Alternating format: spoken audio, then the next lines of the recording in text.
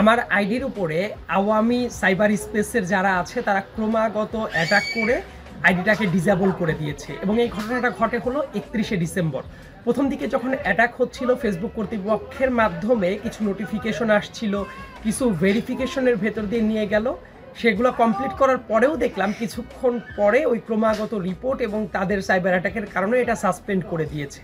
জানি না যে কখন ব্যাক পাওয়া যাবে, তবে সেই মেটার কাছে অ্যাপ্লাই করা হয়েছে এবং শুধু আমি না, আমার পরে খান তালাত খান রাফির আইডিটাও এইভাবে ডিসেবল করে দেওয়া হয়েছে এবং অন্যান্য আমাদের যারা ফ্রেন্ড ছিল, যেমন হাসনাতের সাথে কথা হয়েছে, আমার শারজিসের সাথে কথা হয়েছে, তারপর ওই যে জুনিয়র আসিফ যা আছে, আসিফ মাহমুদ উপদেষ্টা, ওর আইডির পরও কিন্তু ক্রমাগত আক্রমণ হচ্ছে। তারপর সাদিক কায়েম আছে শিবিরের, ওর আইডির পরও কিন্তু আক্রমণ হচ্ছে। এইসব কারণে আমাদেরটা যেহেতু পার্মানেন্ট ডিসেবল করে ফেলেছে, ওদেরটা এই সিকিউরিটি ইস্যুর জন্য ওরা আপাতত ডিঅ্যাক্টিভেটেড করে রেখেছে আক্রমণের থ্রেট থেকে বাঁচার জন্য।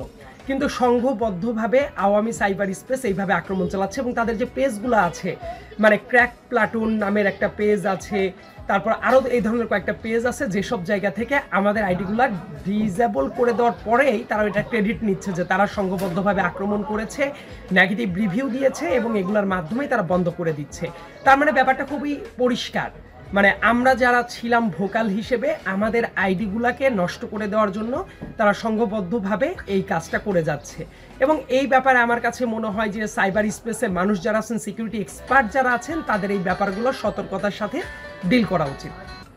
এবং যারা এই ধরনের অ্যাক্টিভিজমের সাথে জড়িত তাদের প্রত্যেকের আইডিটা নষ্ট করে দেওয়ার জন্য কিন্তু তারা হুমকি ধামকি দিচ্ছে।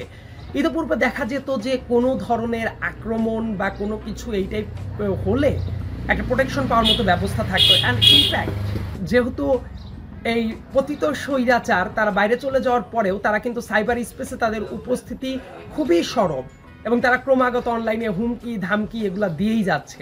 সো সরকারের উচিত হবে এই ব্যাপারগুলো কিভাবে প্রোটেক্ট করা যায় সেই ব্যাপারে চিন্তা ভাবনা করা।